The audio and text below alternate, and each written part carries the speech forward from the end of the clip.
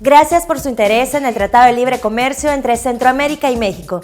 En este módulo expondremos en términos generales las disposiciones del capítulo sobre inversión del tratado, que incorpora un marco jurídico moderno y unificado de 3 capítulos diferentes que corresponden a los tratados derogados entre Triángulo Norte México, Nicaragua México y Costa Rica México. Su objetivo es brindar seguridad jurídica para inversiones e inversionistas de México y cada país de Centroamérica. En el capítulo se incluye una definición amplia de lo que se considera como inversión, la cual cuenta como un listado enunciativo de los bienes, derechos, contratos, entre otros, que pueden ser considerados como tal y que en consecuencia gocen de las garantías y protección del capítulo. De igual forma se define lo que se considera como un inversionista, el cual puede ser una persona natural o una empresa, siempre y cuando tenga la pretensión de realizar una inversión, es decir, cuando se haya llevado a cabo las acciones concretas, esenciales y necesarias para realizar la referida inversión, como cuando emite los recursos para constituir el capital de una sociedad o empresa, o cuando solicita permisos para operar, entre otras.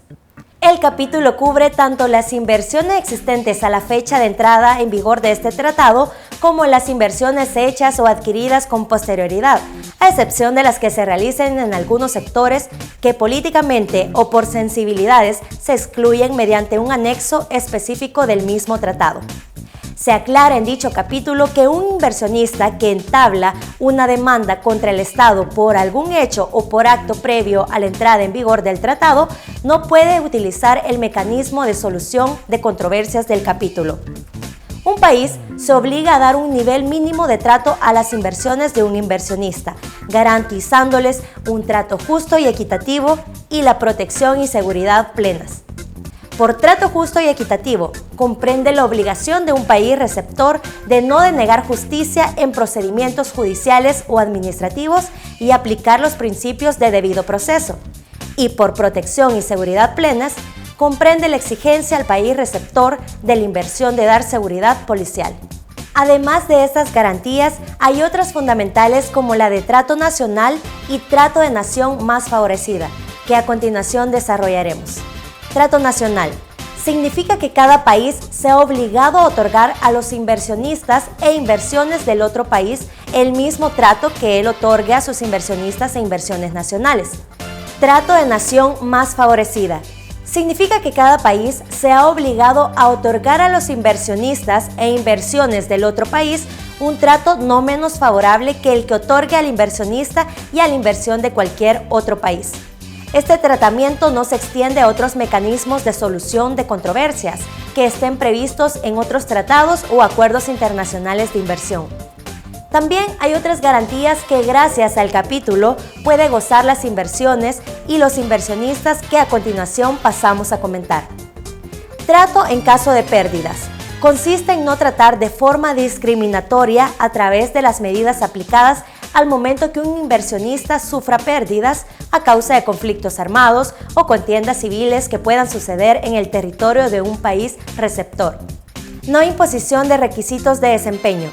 Consiste en el compromiso de los países receptores de no condicionar la realización de una inversión mediante la exigencia al inversionista de requisitos como que exporte determinado tipo o porcentaje de mercancías o servicios, que adquiera, utilice u otorgue preferencias a mercancías producidas en su mercado local, entre otras. Libre transferencia, que consiste en permitir de forma libre y sin demora toda transferencia que realice un inversionista relacionada a su inversión. No discriminar para alta dirección empresarial y consejos de administración.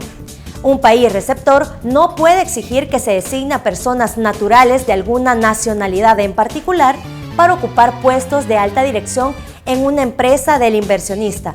Tampoco podrá exigir que la mayoría de los miembros de sus órganos de administración sean de una nacionalidad en particular o sean residentes permanentes en territorio del país receptor. Además de las anteriores, hay un desarrollo del tratamiento del país receptor en caso de una expropiación de la inversión, lo que se indica a continuación. En principio, los países se obligaron a no nacionalizar ni expropiar una inversión a menos que ésta sea por causa de propósito público, sin discriminación y bajo el principio de legalidad, en donde el país que expropia debe entregar la respectiva indemnización. Entre otras disposiciones, hay una sección especial que enmarca el procedimiento en caso de una controversia entre un inversionista y el país receptor de la inversión, y que se explica a continuación. Las controversias se pueden dar cuando el país receptor no ha cumplido las obligaciones del capítulo de inversión o cuando el inversionista ha sufrido pérdidas o daños a consecuencia de dicho incumplimiento.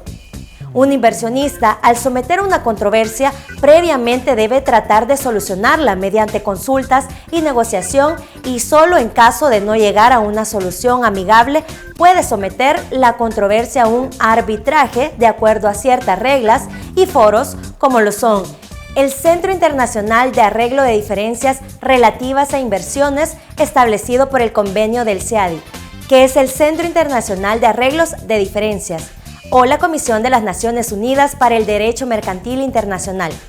Es importante destacar que ninguna reclamación podrá someterse a arbitraje de conformidad con el procedimiento que establece el capítulo, si al haber transcurrido más de 3 años a partir de la fecha en que el demandante tuvo o debió haber tenido conocimiento por primera vez de la violación alegada.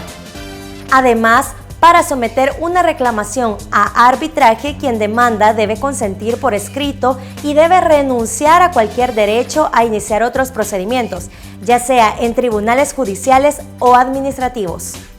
Esperamos que esta presentación haya sido de su utilidad. Cualquier consulta sobre disposiciones del capítulo sobre inversión puede realizarla a la Dirección de Política Comercial o a la Dirección de Administración de Tratados Comerciales del Ministerio de Economía, en los números telefónicos que aparecen en pantalla.